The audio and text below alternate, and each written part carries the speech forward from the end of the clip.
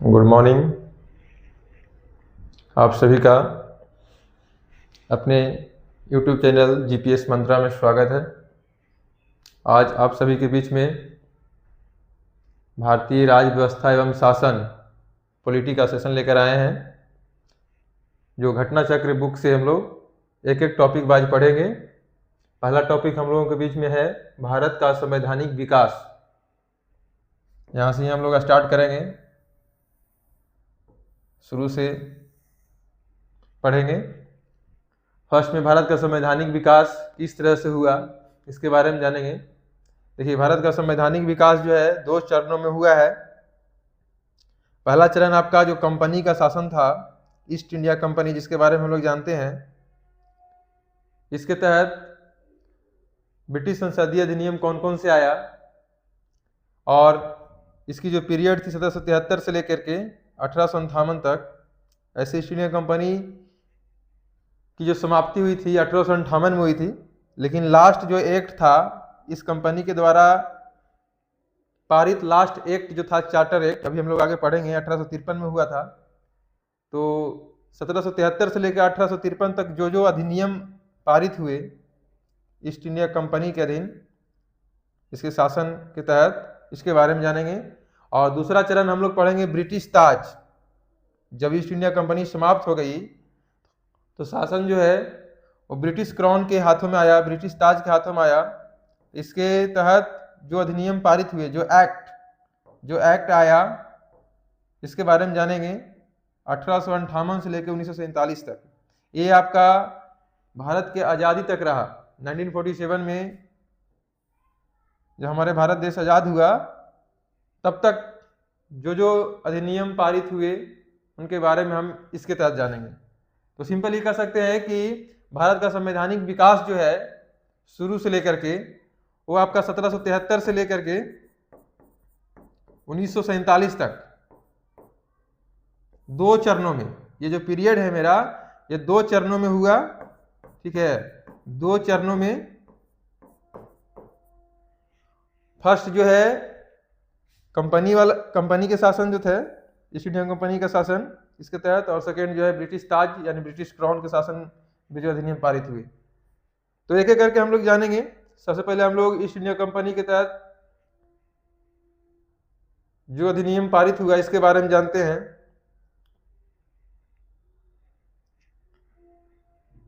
देखिए, सबसे पहला जो एक्ट था वो रेगुलेटिंग एक्ट था। 1773 में जो एक्ट आया, रेगुलेटिंग एक्ट, इसके तहत कुछ बदलाव हुए जिसके बारे में जानते हैं। पहले 1773 का जो रेगुलेटिंग एक्ट था, 1773 का जो एक्ट आया, रेगुलेटिंग एक्ट,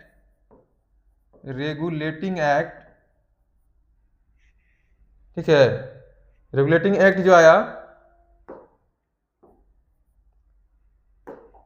एक्ट, इसके तहत बदलाव क्या क्या हुए। पहला बदलाव कि जो पहले बंगाल में गवर्नर हुआ करता था, बंगाल में गवर्नर,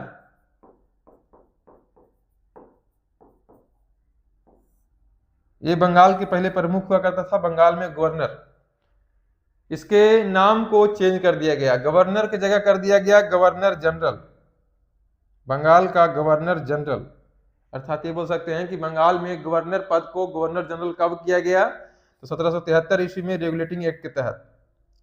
और पहले गवर्नर जनरल कौन बने, जब ये नाम बदला गया, पद में चेंज किया गया, तो पहले गवर्नर जो बने वो वारेन हेस्टिंग्स थे। ये भी इंपॉर्टेंट हो जाता है, ठीक है, कि बंगाल के पहले गवर्नर जनरल कौन थे, तो वारेन हेस्टिंग थे। ये पहला चेंजिंग था। अभी थोड़ी सी एक चीज, जब हम लोग गवर्नर जनरल और गवर्नर के बारे में जान रहे हैं तो बंगाल का पहला गवर्नर के बारे में भी जान लेते हैं। तो बंगाल का पहला गवर्नर जनरल के बारे में हम लोग पता चल गया कि वारेन हेस्टिंग्स बने, लेकिन पहले गवर्नर कौन थे? ये थे रॉबर्ट क्लाइव। रॉबर्ट क्लाइव, याद रखिएगा, रॉबर्ट क्लाइव, ये पहले गवर्नर थे। इसके तहत 4 सदस्य भी बनाया गया।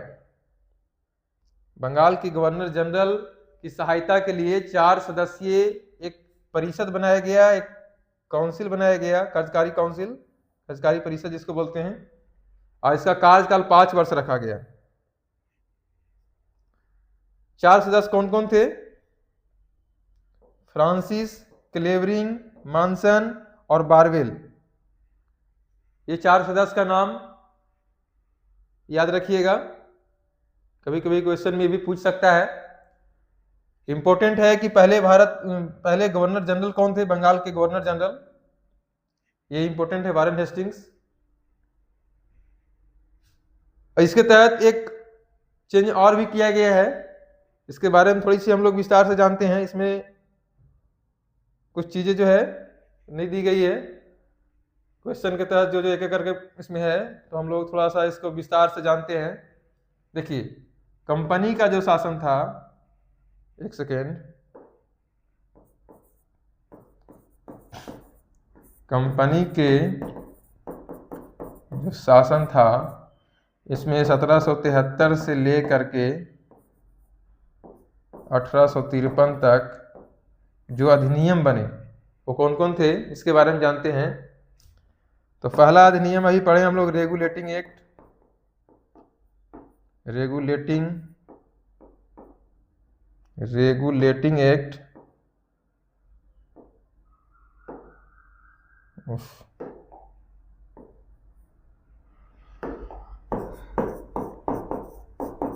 रेगुलेटिंग एक्ट 1773 में आया। इसके तहत क्या क्या बदलाव हुआ? पहला, गवर्नर के जो नाम था, गवर्नर पद जो था उसको गवर्नर जनरल में चेंज कर दिया गया। और दूसरा इंपॉर्टेंट, जो 3 प्रेसिडेंसी था, 3 प्रेसिडेंसी बंगाल प्रेसिडेंसी में क्या क्या था? बंगाल, बंबई और मद्रास, ये तीनों के अलग अलग अपनी शक्तियां थी। ये तीनों को एक साथ इस एक्ट के तहत बंगाल में ही, बंगाल के गवर्नर जनरल को ही नियंत्रण में कर दिया गया। बंगाल के गवर्नर जनरल के नियंत्रण में इन तीनों को कर दिया गया, तीनों प्रेसिडेंसी को। ये दूसरा जो इंपॉर्टेंट है, इसको याद रखिएगा। और तीसरा जो पॉइंट है, ये दूसरा हो गया। फर्स्ट अभी पढ़िए लिया आप लोग, गवर्नर को गवर्नर जनरल में चेंज कर दिया गया, गवर्नर से गवर्नर जनरल, है ना, गवर्नर जनरल। और पहला गवर्नर जनरल कौन बने, अभी हम लोग पढ़े हैं, वारेन हेस्टिंग्स। इसमें 4 सदस्य इसकी सहायता के लिए बनाया गया था, इनके कार्यकाल 5 वर्षों का रखा गया था। और तीसरा चेंजिंग इसमें जो हम लोग जानेंगे वो है 1773 का, 1773, एक सेकेंड, 1773 के एक के तहत जो है 1774 ईस्वी में कलकत्ता में उच्चतम न्यायालय की स्थापना किया गया। तो देखिए अभी यहाँ पे आपको पढ़ने के लिए मिलेगा, यहाँ पे है 1774 ईस्वी में उच्चतम न्यायालय की स्थापना किया गया। किस एक्ट के तहत? तो 1773 का एक्ट जो था, अगर पूछेगा कि किस एक्ट के तहत कलकत्ता में उच्चतम न्यायालय की स्थापना किया गया था, 1773 का रेगुलेटिंग एक्ट। कब किया गया था? 1774 ईस्वी में। वही चीज देखिए इसमें हम लोग पढ़ेंगे तो इसमें दिया हुआ है, सब परिषद गवर्नर जनरल को बंगाल में फोर्ट विलियम की प्रेसिडेंसी के सैनिक एवं असैनिक शासन का अधिकार दिया गया तथा इसे प्रमुख मामलों विदेश नीति में मद्रास और बंबई की प्रेसिडेंसी को अधीक्षण भी करना था। यानी कि बंगाल और मद्रास की जो प्रेसिडेंसी था उसका भी अधीक्षण इसी के अंतर्गत में कर दिया गया, इसी के कंट्रोल में कर दिया गया। गवर्नर जनरल के कंट्रोल में ही, जो बंगाल के गवर्नर जनरल थे, इसके कंट्रोल में कर दिया गया। तो भी क्वेश्चन पूछ सकता है।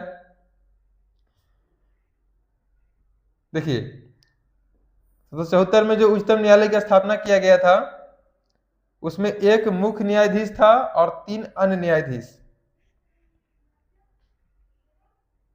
एक मुख्य न्यायाधीश जिनका नाम एलिजा इम्पे था, आगे दिया भी होगा इसमें, आप याद रखिएगा कि जो मुख्य न्यायाधीश था इसका नाम क्या था? एलिजा इम्पे, एलिजा इम्पे, और 3 अन्य न्यायाधीश थे,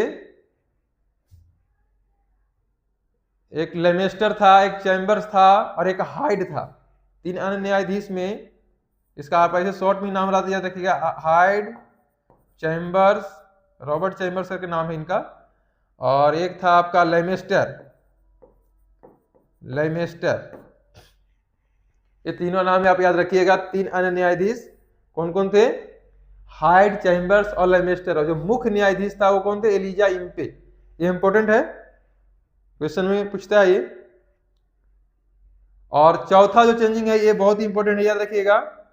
रेगुलेटिंग एक्ट के तहत कंपनी के कर्मचारियों को निजी व्यापार, मतलब निजी व्यापार जो है, प्राइवेट बिजनेस जो है, इस पर रोक लगा दिया गया।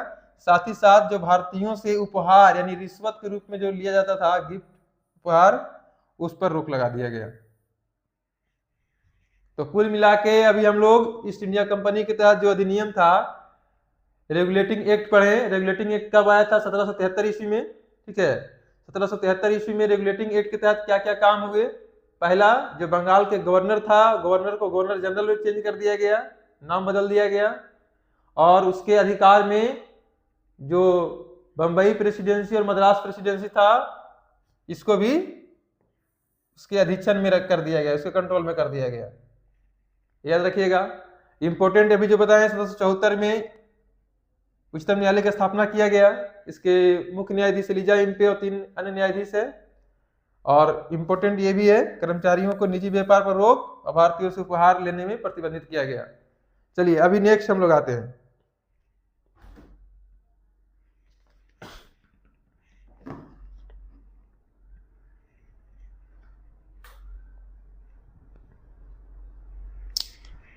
कुछ चीजें और भी जानते हैं, एक्स्ट्रा फैक्ट में कुछ चीजें हैं इसमें। उसके बाद हम लोग नेक्स्ट जो पिट्स इंडिया एक्ट है इसके बारे में जानेंगे। रेगुलेटिंग एक्ट में एक कमी रह गई थी। वो कमी क्या था कि उच्चतम न्यायालय की स्थापना के बाद कुछ अधिकार इसके अंतर्गत आ गए और कुछ जो है गवर्नर जनरल के अंतर्गत था।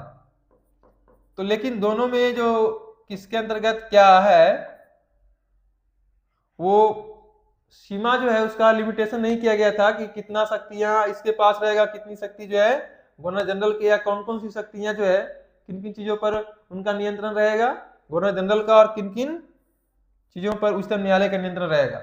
जिसके वजह से इसे भूल एवं प्रयास की संज्ञा दिया गया था। यह भी क्वेश्चन पूछा जाता है कि किस एक्ट को भूल एवं प्रयास की संज्ञा कहा गया था? भूल एवं प्रयास,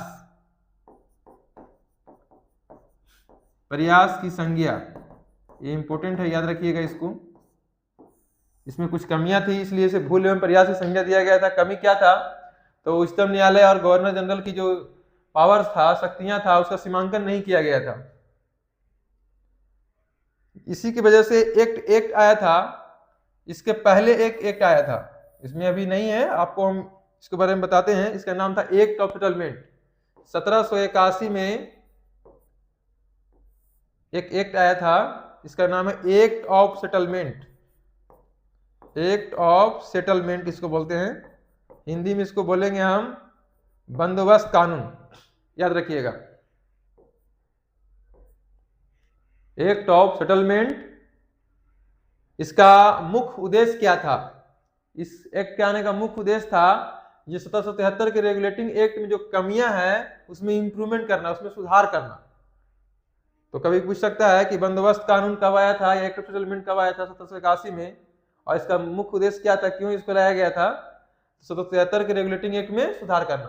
अच्छा, कभी कभी ये क्वेश्चन ये भी पूछता है कि 1773 का जो रेगुलेटिंग एक्ट था, अभी जो हम लोग पढ़े हैं 1773 का रेगुलेटिंग एक्ट, इसको लाने की जरूरत क्या पड़ी, क्यों आया ये, इसका मुख्य उद्देश्य क्या था?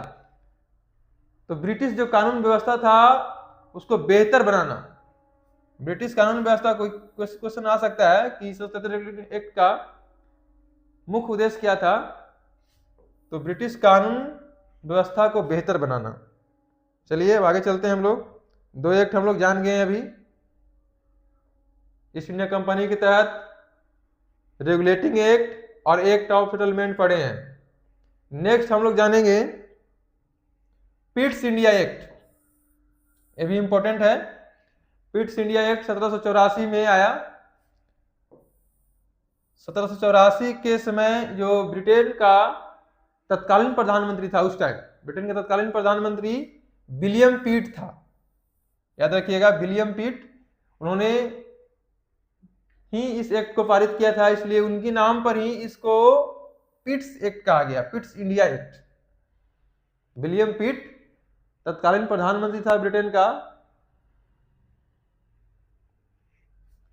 इसके तहत क्या क्या कुछ बदलाव हुए देखिए। 1784 द्वारा कंपनी के राजनीतिक और व्यापारिक कार्यों का पृथक्करण किया गया, बहुत इंपॉर्टेंट है ये इंपॉर्टेंट है इसलिए कि इसमें राजनीतिक और व्यापारिक यानी बोल सकते हैं जो पॉलिटिकल हमारा जो वर्क था और आपका जो वाणिज्यिक था, जो कमर्शियल चीजें था, वो दोनों को अलग अलग किया गया। इस एक्ट में निदेशक मंडल को व्यापारिक मामला सौंपा गया, निदेशक मंडल जो था इसको व्यापारिक मामला सौंपा गया, और एक अलग से बोर्ड ऑफ कंट्रोल का गठन किया गया था जिसके तहत राजनीतिक मामला का प्रबंधन और नियंत्रण होता था। तो पिट्स इंडिया एक्ट कब आया? 1784 में आया, ठीक है। विलियम पिट जो प्रधानमंत्री था उसने ही इस एक्ट को लाया था, और इस एक्ट का मुख्य कारण था राजनीतिक और व्यापारिक कार्यों को अलग अलग करना, ताकि आसानी से नियंत्रण किया जा सके, उसे प्रबंधन किया जा सके। और निदेशक मंडल के लिए व्यापारिक मामलों के लिए निदेशक मंडल को सौंपा गया, और एक राजनीतिक मामलों के लिए बोर्ड ऑफ कंट्रोल या इसी को नियंत्रक बोर्ड भी बोलते हैं, याद रखने की जरूरत है।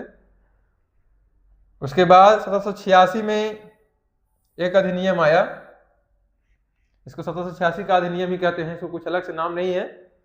1786 का एक्ट बोलिए, 1786 का अधिनियम बोलिए, के द्वारा गवर्नर जनरल को विशेष अधिकार दिया गया। देखिए इसमें इंपॉर्टेंट यही है, 1786 में लॉर्ड कॉर्नवालिस, 1786 में गवर्नर जनरल जो बना वो लॉर्ड कॉर्नवालिस बना। लॉर्ड कॉर्नवालिस गवर्नर जनरल बनने से पहले दो शर्त रखा था, ठीक है। दो शर्त क्या था? पहला तो यह था कि उसे प्रधान सेनापति बनाया जाए, कमांडर इन चीफ बोलते हैं इसको, ठीक है। लॉर्ड कॉर्नवालिस को प्रधान सेनापति बनाया गया, ये पहला शक्ति था। और दूसरा था जिसको हम लोग वीटो पावर बोल सकते हैं। वीटो पावर माने क्या कि ऐसी शक्तियां जो अगर वो चाहे तो माने, नहीं तो नहीं, अंतिम शक्ति उसको बोल सकते हैं। तो वीटो पावर क्या था? तो 1786 के अधिनियम के तहत गवर्नर जनरल यानी कि लॉर्ड कॉर्नवालिस को एक ऐसी शक्ति दिया गया जिससे वो जो काउंसिल कमेटी बनाया गया था 4 सदस्य वाला सहायता के लिए, उसकी निर्णय को मान भी सकता है और नहीं भी मान सकता है। कहने का मतलब है कि इसके तहत, इस अधिनियम 1786 के अधिनियम के तहत दो शक्तियां दी गई गवर्नर जनरल को। उसमें पहला था कि गवर्नर जनरल के पास एक शक्ति होगा जो समिति यानी कि 4 सदस्यीय समिति के निर्णय को मान भी सकता है और नहीं भी मान सकता है। और दूसरा कि प्रधान सेनापति है, उसके पास सारी शक्तियां नहीं थे। ये बहुत इंपॉर्टेंट है।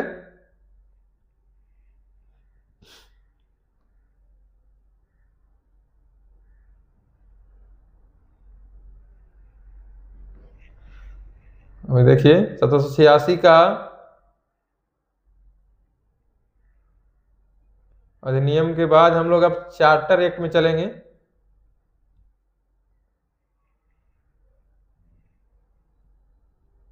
देखिए ये दोनों अधिकार सर्वप्रथम किसको मिला? लॉर्ड कॉर्नवालिस को, लेकिन बाद में भी इसे रेगुलर कर दिया।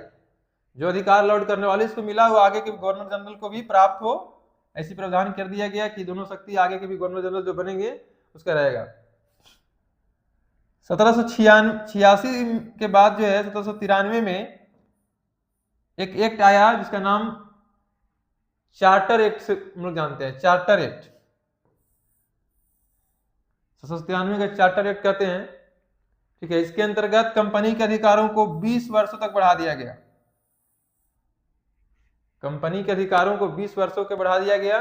ये अधिकार क्या था? एक अधिकार जो दिया गया था, ठीक है, कंपनी को 1600 ईस्वी में जो अधिकार दिया गया था व्यापार करने का, एकाधिकार, ठीक है, वही सिर्फ व्यापार कर सकता है, इसके अलावा और कोई नहीं कर सकता है।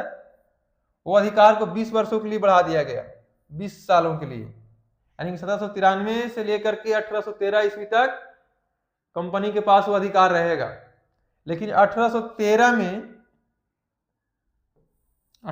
में फिर एक चार्टर एक्ट आता है।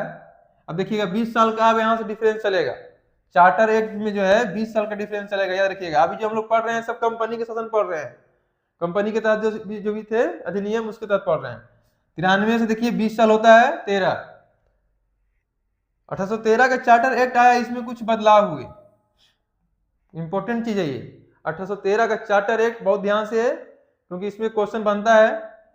सबसे पहला 1813 के चार्टर एक्ट के तहत पहली बार भारतीयों की शिक्षा पर प्रति वर्ष 1 लाख रुपए खर्च करने का बंद किया गया। ये देखिए इंपॉर्टेंट है, भारतीयों की शिक्षा माने कि जो इंडियन थे, इंडियन के एजुकेशन पर 1 लाख रुपया प्रति वर्ष खर्च करने का जो नियम बनाया गया वो इसी चार्टर एक्ट में बनाया गया, 1813 का चार्टर एक्ट में। और दूसरा जो सबसे इंपॉर्टेंट है, कंपनी के, कई बार क्वेश्चन पूछा है, कंपनी के भारतीय व्यापार के एकाधिकार को समाप्त कर, ध्यान दीजिएगा, भारतीय व्यापार के जो एकाधिकार था, जो सिंगल वो उसी का अधिकार दिया गया था व्यापार करने के लिए, उसको समाप्त कर दिया गया। लेकिन सभी नहीं समाप्त किया गया, कुछ चीजें छोड़ करके। चीन के साथ और चाय के साथ, अब कहिएगा चीन और चाय क्या? चीन देश के साथ, और चाय एक उत्पाद है हमारे, चाय जो प्रोडक्ट है हमारा देश का, उसके साथ छोड़ करके, यानी इनके में व्यापार अधिकार बना रहेगा, जो एकाधिकार था व्यापार करने का वो बना रहेगा, बाकी सबको समाप्त कर दिया गया। तो ये इंपॉर्टेंट है।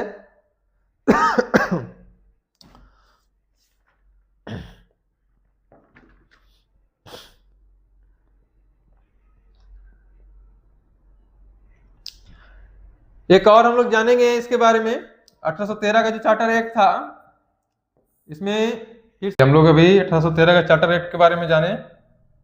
1813 के जो चार्टर एक्ट था, इसके तहत जो चेंजिंग हुआ उसमें 3 गो सबसे इम्पोर्टेंट है, 3 इम्पोर्टेंट जो हम लोग पॉइंट पढ़े। पहला तो जो 1 लाख रुपये प्रति वर्ष भारतीय शिक्षकों पर जो खर्च करने की जो बात किया गया, वो इसी एक्ट के तहत हुआ। 1813 के चार्टर एक्ट में सबसे इम्पोर्टेंट जो है, प्रति वर्ष 1 लाख रुपया खर्च करने का उपबंध भारतीय शिक्षा पर, भारतीय लोगों जो था इंडियन के एजुकेशन पे खर्च करने का जो प्रावधान किया गया इस चार्टर एक्ट में। दूसरा सबसे इम्पोर्टेंट जो है, चाय और चीन को छोड़कर भारतीय व्यापार के एकाधिकार को समाप्त कर दिया। मतलब चाय उत्पाद और चीन के साथ जो है एकाधिकार को रहने दिया गया, बाकी सभी के साथ जो एकाधिकार था वो समाप्त कर दिया गया व्यापार का। और तीसरा सबसे इम्पोर्टेंट जो इस एक्ट में यहाँ पे नहीं है अभी, आपको हम बताते हैं, ईसाइयों को, ये भी क्वेश्चन कभी पूछता है, ईसाई को भारत में धर्म प्रचार की अनुमति दिया गया था। ईसाई जो था इसके भारत में प्रचार के, ये 3 इंपॉर्टेंट है इस एक्ट का, जो क्वेश्चन बार बार रिपीट होते हैं। चाय और चीन को छोड़ करके, या कभी इस तरह से पूछेगा आपको कि 1813 के चार्टर एक्ट के तहत भारतीय व्यापार के एकाधिकार को समाप्त कर दिया, किन चीजों को छोड़ करके? तो चाय के उत्पाद को छोड़कर और चीन के साथ, इन दोनों के बीच में रहा था, बाकी सभी को समाप्त कर दिया गया था।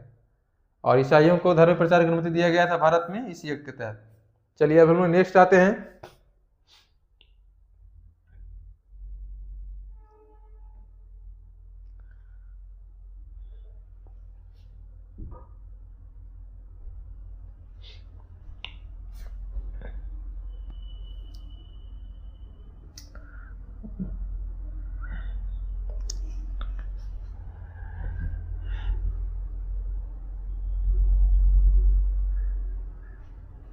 नेक्स्ट 1833 का चार्टर एक्ट।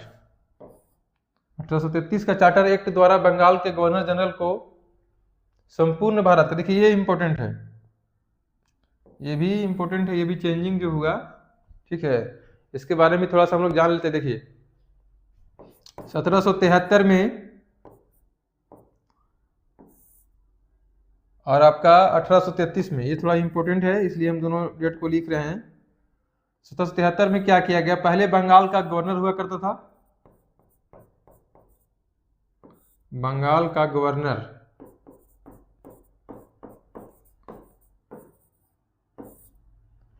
इस डेट में बंगाल के गवर्नर को गवर्नर जनरल कर दिया गया। एक सेकेंड, गवर्नर जनरल, लेकिन बंगाल का ही किया गया, बंगाल का गवर्नर को बंगाल का गवर्नर जनरल किया गया। याद रखिएगा 1773 में रेगुलेटिंग एक्ट के तहत बंगाल के गवर्नर को बंगाल का गवर्नर जनरल किया गया, लेकिन 1833 का जो चार्टर एक्ट है इसके तहत बंगाल के गवर्नर जनरल को भारत का गवर्नर जनरल किया गया। यही चेंजिंग किया गया, यानी पूरे भारत का गवर्नर जनरल कर दिया गया।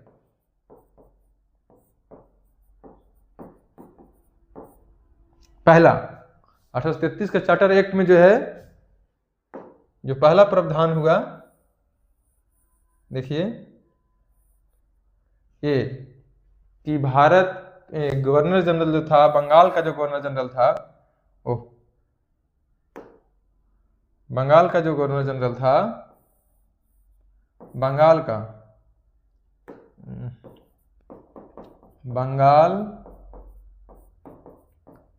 गवर्नर जनरल, बंगाल का गवर्नर जनरल को भारत का गवर्नर जनरल बनाया गया। पहला वही चीज यहां पे लिखा है कि बंगाल के गवर्नर जनरल को संपूर्ण भारत का गवर्नर जनरल बना दिया गया 1833 के चार्टर एक्ट में। दूसरा, इस चार्टर एक्ट के धारा 87 के अनुसार कोई भी भारतीय केवल धर्म, जन्म स्थान, वंश, वर्ण आधार पर सरकारी सेवा के लिए अयोग्य नहीं समझा जा सकता है। पहले जो ये था कि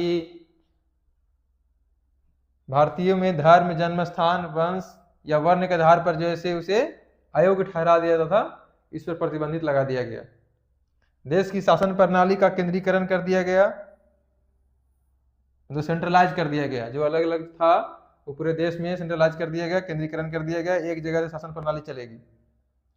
कुछ और भी है इस चार्टर एक्ट में, 1833 के चार्टर एक्ट में, अभी हम लोग इसमें दिया नहीं है लेकिन जानते हैं।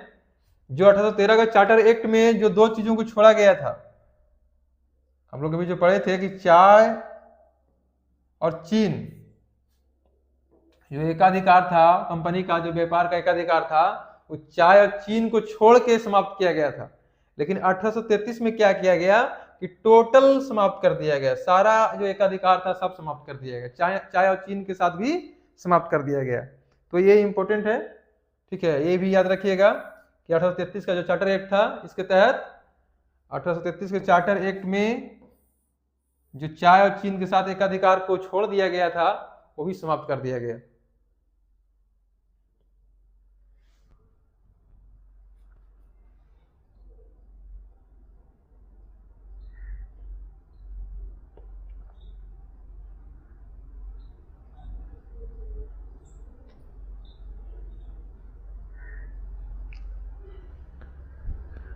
आगे देखिए, इसमें दिया है Lord William Bentinck. Lord William Bentinck Bharat का प्रथम गवर्नर जनरल बना, अर्थात 1833 के चार्टर एक्ट में जो बदलाव किया गया कि बंगाल के गवर्नर जनरल जो है अब भारत का गवर्नर जनरल होगा। तो ये पूछ सकता है क्वेश्चन कि बंगाल का अंतिम गवर्नर जनरल, बंगाल का अंतिम गवर्नर जनरल कौन रहा? तो ये भी हम लॉर्ड विलियम बेंटिक को ही बोलेंगे, क्योंकि लॉर्ड विलियम बेंटिक का जो कार्यकाल था वो 1828 से लेके 35 तक था, ठीक है। तो 1828 से लेकर के 33 तक तो गवर्नर जनरल रहा, लेकिन गवर्नर जनरल को जो भारत का गवर्नर जनरल बनाया गया, चेंज किया गया, तो यहां से क्वेश्चन यही बन सकता है कि भारत का पहला गवर्नर जनरल कौन बना? तो भारत का पहला गवर्नर जनरल भी लॉर्ड विलियम बेंटिक को ही बोल सकते हैं, ठीक है। लॉर्ड विलियम बेंटिक से रिलेटेड बहुत सारे क्वेश्चन बनते हैं, ठीक है, वो अभी हम लोग पढ़ेंगे। 1828 से लेकर 1835 में जो भी घटनाएं हुआ, ठीक है, सती प्रथा, ये सब जो घटनाएं हुई थी इसी के शासनकाल में हुआ था, तो अभी हम लोग जानेंगे।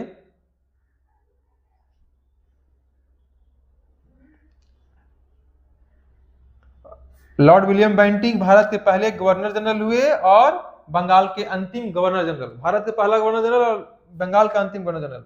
इस डेट को भी याद रखिएगा, 1828 से लेकर 35 तक। कंपनी के समस्त व्यापारिक कार्य समाप्त कर दिए गए तथा भविष्य के उसे केवल राजनीतिक कार्य ही करने थे।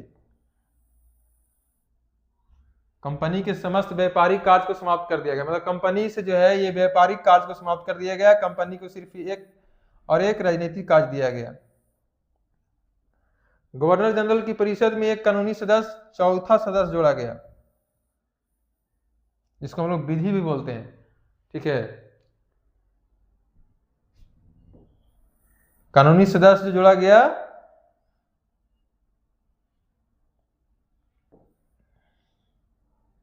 सर्वप्रथम मैकाले, लॉर्ड मैकाले इसको बोलते हैं हम लोग, लॉर्ड मैकाले को कानूनी सदस्य के रूप में शामिल किया गया। इस एक्ट के तहत सब परिषद गवर्नर जनरल को पूरे भारत के लिए कानून बनाने का अधिकार प्रदान किया गया। इस एक्ट में नियुक्तियों के लिए योग्यता संबंधी मानदंड अपनाकर भेदभाव को समाप्त किया गया। देखिए कुछ चीजें इसमें और है जो हम लोग अभी जानेंगे।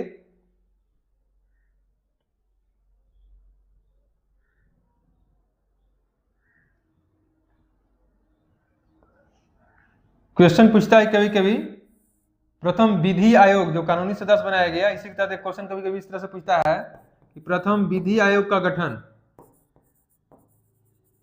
विधि आयोग का गठन कब हुआ? तो आप डेट याद रखिएगा, 1834 ईस्वी में लॉर्ड मैकाले। प्रथम विधि आयोग का गठन कब हुआ? 1834 ईस्वी में, और लॉर्ड मैकाले इसके अध्यक्ष हुए। प्रथम विधि आयोग के अध्यक्ष कौन हुए? Lord Macaulay. ठीक है, और इसी एक्ट के तहत, चार्टर एक्ट जो था 1833 के चार्टर एक्ट में, ठीक है, इसमें शिक्षा का माध्यम अंग्रेजी को बनाया गया था। ये भी क्वेश्चन कभी कभी पूछ सकता है कि भारत में शिक्षा का माध्यम यानी अंग्रेजी जो बनाया गया था, कि अंग्रेजी में ही शिक्षा दिया जाएगा सभी को। ठीक है, वो भी इसी एक्ट के तहत बनाया था 1835 में। ये भी क्वेश्चन कभी याद रखिएगा, 1835 में संपूर्ण भारत में शिक्षा का माध्यम अंग्रेजी भाषा को बनाया गया। अंग्रेजी भाषा को शिक्षा का माध्यम बनाया गया। ये भी लिख सकते हैं इंग्लिश को शिक्षा का माध्यम बनाया गया, शिक्षा का माध्यम बनाया गया पूरे भारत में। अब सबसे लास्ट जो है कंपनी के शासन का सबसे लास्ट एक्ट है 1853 का चार्टर एक्ट। देखिए चार्टर एक्ट में सब डिफरेंस देखिए 20-20 साल का ही है। पहले 1793 का चार्टर एक्ट आया, 1793 के बाद आपका 1813 के बाद ये आपका सब 20 साल का अंतराल है। देखिए 1793, 1813, 1833 और 1853, 4 चार्टर एक्ट आए। ठीक है, सब में 20 साल का जो है अंतर है। इन चारों को फिर से एक बार हम रिकॉल कर लेंगे क्या क्या चीजें चेंजिंग हुआ। 1853 के चार्टर एक्ट द्वारा विधायी शक्तियों को कार्यपालिका शक्तियों से पृथक कर दिया गया। देखिए विधायी शक्ति आप लोग जानते हैं, विधायी क्या होता है, विधायिका, कार्यपालिका, न्यायपालिका आप लोग पढ़े हैं, फिर भी एक बार जान लीजिए। विधायी और कार्यपालिका शक्तियों को अलग करने की व्यवस्था की गई 1853 के चार्टर एक्ट में। विधि निर्माण हेतु भारतीय केंद्रीय विधान परिषद की स्थापना किया गया, ये भी इंपॉर्टेंट है। ठीक है, केंद्रीय विधान परिषद की स्थापना जो है 1853 के चार्टर एक्ट में किया गया था। और सिविल सेवकों की भर्ती एवं चयन हेतु खुली प्रतियोगिता, बहुत इंपॉर्टेंट क्वेश्चन है। ठीक है, सिविल सेवा में भर्ती और सिलेक्शन के लिए जो खुली प्रतियोगिता, ये क्वेश्चन पूछता है, खुली प्रतियोगिता का जो शुभारंभ किया गया था, शुरुआत किया गया था, वो 1853 के चार्टर एक्ट में हुआ था। ये चीज है, इंपॉर्टेंट है। ठीक है,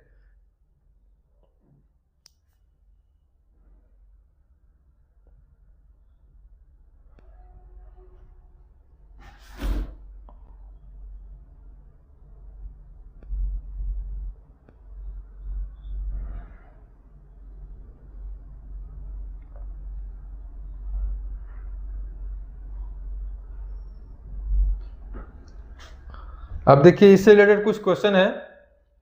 चलिए एक बार फिर से इसको हम एक बार ये करते हैं। 1793 1793 का जो पहला चार्टर एक्ट आया, ठीक है, इससे पहले तो अभी हम लोग पढ़े थे, रेगुलेटिंग एक्ट आया था आपका 1773 में, 1773 में एक आया था, 1773 में रेगुलेटिंग एक्ट आया। फिर आपका 1781 में, 1784 में, और उसके बाद आपका फिर एक आया था आपका 1784 के बाद आपका आया 1786 में, ठीक है। इसके बाद ये 4 गो चार्टर एक्ट था, ठीक है। 1773 में रेगुलेटिंग एक्ट आया, 1781 में एक्ट ऑफ सेटलमेंट आया, 1784 में पिट्स इंडिया एक्ट आया, और 1786 को 1786 का अधिनियम ही बोलते हैं। 1793 से चार्टर एक्ट शुरू हुआ, ठीक है। इसमें कंपनी का जो एकाधिकार था, जो व्यापार का जो एकाधिकार दिया गया था, सिंगल जो अधिकार दिया गया था, सिंगल राइट व्यापार करने का, उसको 20 वर्षों तक बढ़ा दिया गया था इसमें, ठीक है। उसके बाद 1813 आया, 1813 में तीन चेंजिंग हम आपको बताएं, बहुत इंपॉर्टेंट था। 1 लाख रुपए प्रति वर्ष भारतीय लोगों की शिक्षा पर खर्च किया जाएगा, पहला। दूसरा था कि आपको चाय और चीन को छोड़ करके, चाय उत्पाद और चीन देश के साथ छोड़ करके बाकी सभी का जो व्यापार एकाधिकार उसको समाप्त कर दिया गया, चाय और चीन को छोड़ करके।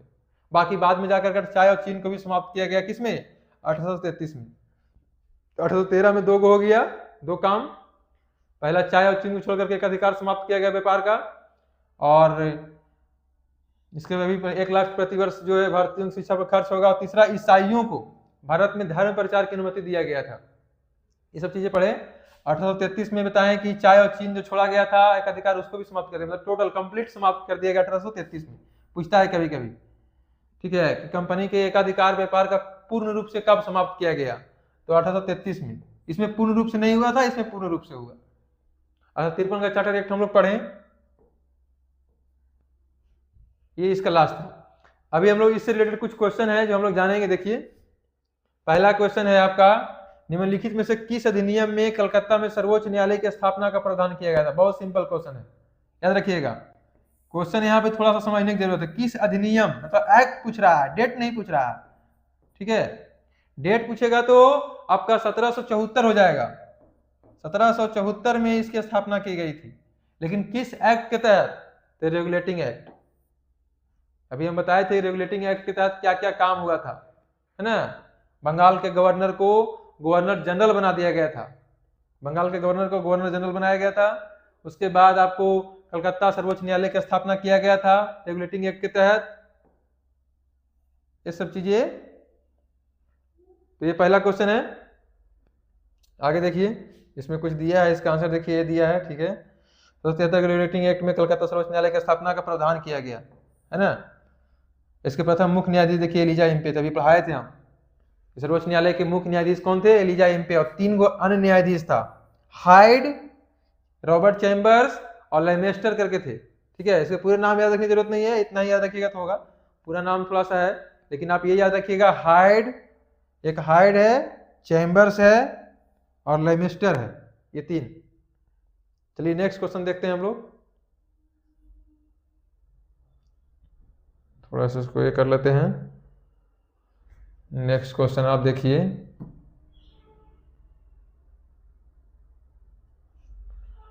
सर्वोच्च न्यायालय की स्थापना के संबंध में निम्नलिखित में से कौन सा कथन सही है? सर्वोच्च न्यायालय की स्थापना के संबंध में देखिएगा, पहले इसको समझिए। तो सर्वोच्च न्यायालय की स्थापना में, कलकत्ता में सर्वोच्च न्यायालय की स्थापना 1773 के रेगुलेटिंग एक्ट के द्वारा की गई थी, बिल्कुल सही, एक तो सही है। लेमेस्टर, देखिए लेमेस्टर इस न्यायालय के प्रथम मुख्य न्यायाधीश थे, बिल्कुल गलत। लेमेस्टर मुख्य न्यायाधीश नहीं था, याद रखिएगा, सिर्फ न्यायाधीश था। मुख्य न्यायाधीश कौन था? Elijah Impey. तो ये 2 गलत हो जाएगा, यानी कि इसका आंसर होगा केवल 1।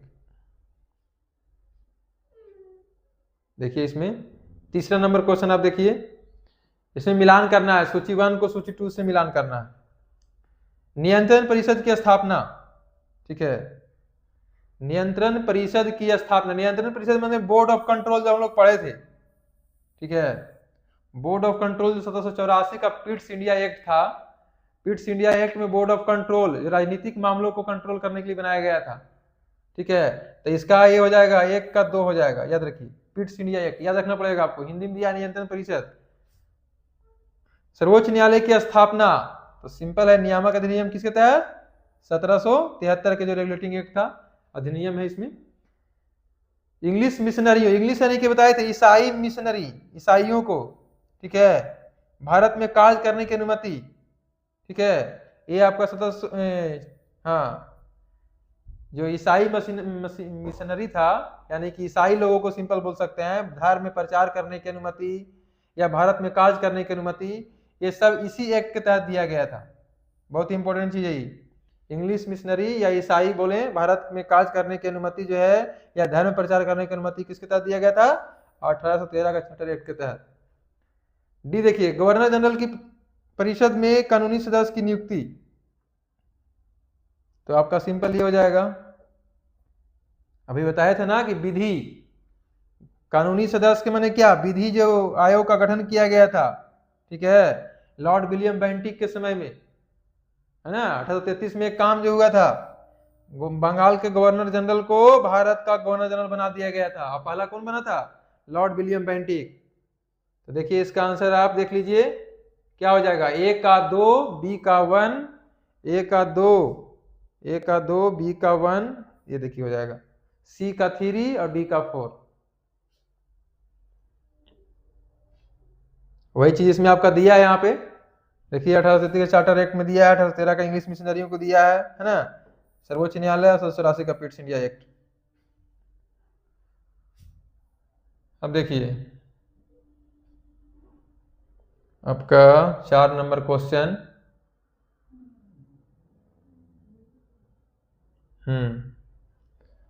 4 नंबर आपका क्वेश्चन देखिए, निम्नलिखित में से किससे किनसे भारत में अंग्रेजी शिक्षा की नींव पड़ी। अंग्रेजी शिक्षा की नींव, ठीक है, समझने की जरूरत है। तो 1813 का चार्टर एक्ट आपका ये भी सही होगा, ठीक है। इसमें भी अंग्रेजी शिक्षा के बारे में कुछ चीजें को ये किया गया था। General committee of public instruction 1823, इन चीजों के बारे में पढ़े नहीं है, लेकिन आप ये भी 1823 में भी जो general committee of public instruction बना था, इसमें भी अंग्रेजी शिक्षा के बारे में। फिर प्राच्यविद एवं आंगलविद विवाद, ये भी आगे हम लोग पढ़ेंगे अभी, प्राच्यविद आंगलविद विवाद क्या है, ये तीनों इसका आंसर हो जाएगा।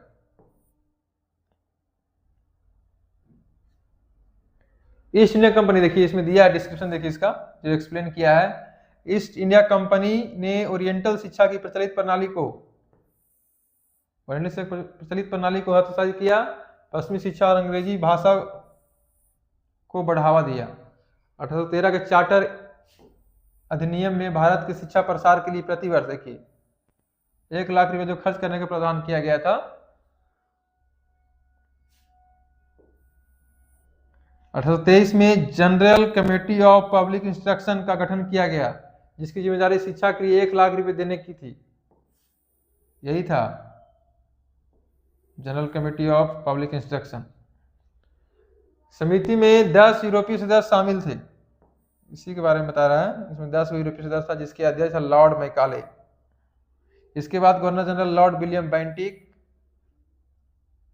जिसका शासनकाल था 1828 से 35 तक, शासनकाल 7 मार्च 1835 को लॉर्ड मैकाले के प्रस्ताव को स्वीकृत कर भारत में अंग्रेजी को उच्च शिक्षा का माध्यम मान लिया गया।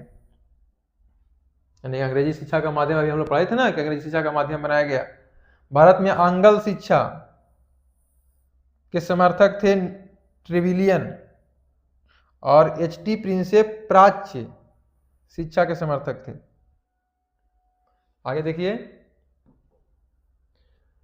5 नंबर क्वेश्चन में कहता है किस अधिनियम के द्वारा ब्रिटिश संसद ने चाय और चीन, देखिए वो आगे क्वेश्चन, चाय और चीन के साथ व्यापार को छोड़कर इसमें कह रहा है, ठीक है। कंप्लीट बोलता है तो 1833 मारते, लेकिन छोड़ के बोल रहा है तो 1813 का चार्टर एक्ट होगा। कंप्लीट 1833, कंप्लीट एकाधिकार समाप्त कब किया गया, तो आपको कंप्लीट बोलेगा पूर्ण रूप से तो 33, और चाय और चीन को छोड़ के 13 दिया है। 1833 चार्टर एक्ट में माध्यम ब्रिटिश संसद ने चाय और चीन के साथ व्यापार को छोड़ करके बाकी का अधिकार को समाप्त कर दिया गया। भविष्य में जो है 1833 में सारा समाप्त कर दिया टोटल, क्योंकि बाद में क्या हुआ था ना कि ईस्ट इंडिया कंपनी को सिर्फ और सिर्फ राजनीतिक कार्य दे दिया गया था, व्यापारिक कार्य ही इसको हटा दिया गया था। ठीक है, अब आगे देखिए 6 नंबर क्वेश्चन है, चार्टर एक्ट 1813 के संबंध में निम्नलिखित कथनों पर विचार कीजिए। 1813 में क्या क्या चीजें हुआ इसके बारे में है। इसने भारत में ईस्ट इंडिया कंपनी के व्यापार एकाधिपत्य को, चाय का व्यापार था चीन के साथ व्यापार को छोड़कर समाप्त कर दिया। बिल्कुल सही है, चाय और चीन को छोड़कर किया था। इसने कंपनी द्वारा अधिकार में लिए गए भारतीय राज्य क्षेत्रों पर ब्रिटिश राज क्राउन की संप्रभुता को सुदृढ़ कर दिया। देखिए क्वेश्चन को समझिए पहले, कहता है इसने कंपनी द्वारा अधिकार में लिए गए भारतीय राज्य क्षेत्रों पर ब्रिटिश राज की संप्रभुता को सुदृढ़ कर दिया। बिल्कुल, जो भी अधिकार में लिया गया था कंपनी के द्वारा उसको और मजबूत किया।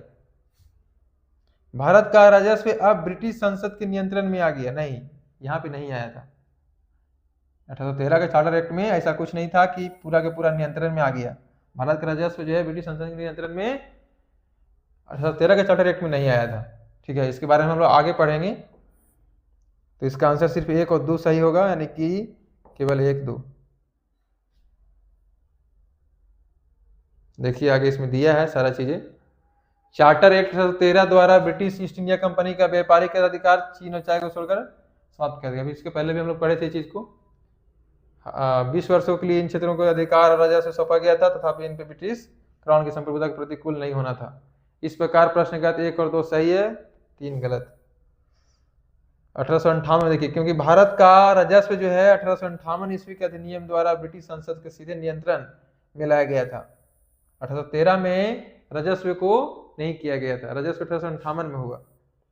विशेषकर राजस्व प्रशासन उसकी सहायता के लिए काउंसिल ऑफ इंडिया का गठन किया गया। नेक्स्ट देखिए, किस अधिनियम ने भारतवासियों को अपने देश के प्रशासन में कुछ हिस्सा लेना संभव बनाया?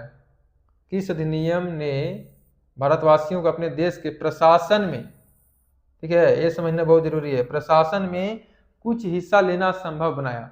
तो ये आपका चार्टर एक्ट 1833 है। ठीक है, 1833 का चार्टर एक्ट में ही ये भारतवासियों को कुछ अधिकार दिया गया। ठीक है, कि आप प्रशासन में हिस्सा ले सकते हैं। चार्टर एक्ट 1833 की धाराओं में सबसे महत्वपूर्ण धारा संख्या 87, देखिए पढ़ाए थे ये धारा संख्या 87, जिसमें यह कहा गया था कि किसी भारतीय अथवा क्राउन की देशज प्रजा को अपने धर्म, जन्मस्थान, वंशानुक्रम, वर्ण अथवा इनमें से किसी भी एक कारणवश अपनी कंपनी के अधीन पर अथवा सेवा का आयोग नहीं माना जाएगा। मैंने पहले क्या था, उसको आयोग कर दिया था, लेकिन प्रतिबंध किया गया। कालांतर में राजनीतिक आंदोलन 1833 के एक्ट की धारा प्रशासन की भागीदारी हेतु मुख्य आधार बनी। ये आपका था कंपनी के शासन के तहत जो अधिनियम पारित किए गए, कौन कौन से एक्ट आया और उसमें क्या क्या बदलाव किया गया, क्या क्या चेंजिंग किया गया, ये सारा चीज है। अभी हम लोग ब्रिटिश ताज के शासन अधीन पारित अधिनियम, ये हमारा नेक्स्ट जो चरण है, इसके बारे में अगले पार्ट में इसके बारे में हम लोग डिस्कस करेंगे। पहले डिटेल से जानेंगे इसके बारे में, ठीक है, कि कौन कौन से अधिनियम आया और उसमें क्या क्या बदलाव किए गए, और इससे रिलेटेड जो क्वेश्चन आएगा, क्वेश्चन को भी हम लोग पढ़ेंगे और उसके बारे में डिटेल से जानेंगे। Thank you.